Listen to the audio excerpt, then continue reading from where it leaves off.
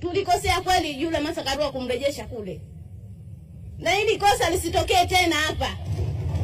Hivi mtu anatoka huko analeta ujinga wake hapa, halafu eti anarejeshwa nzima salama salimini kweli? Na yule anayesema anadai kapigwa eti anashuka kwenye gari anajichechemeza kweli? Yule alikuwa apigwa rudi na mitungi ya gesi kule kwao. Anafumulia gesi.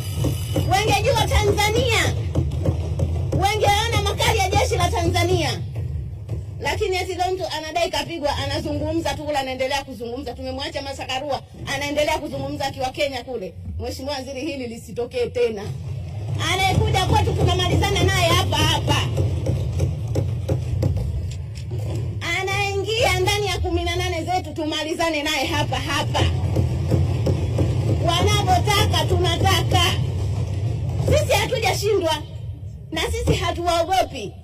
Wasifikirie kama walivyoweza kufanya kule kwao watakuja kuchochea Tanzania iwe hivyo. Tanzania ni nchi tunayoheshimiana. Tanzania ni nchi ambayo tunaishi kwa urafiki na udugu. Sisi tunaheshimu sheria zetu. Wao tuliwaona kule, walienda kunajisi mpaka bunge lao. Nchi gani ile? Eti alafu mtu anakuambia tukasome kwao. Tukasome nini?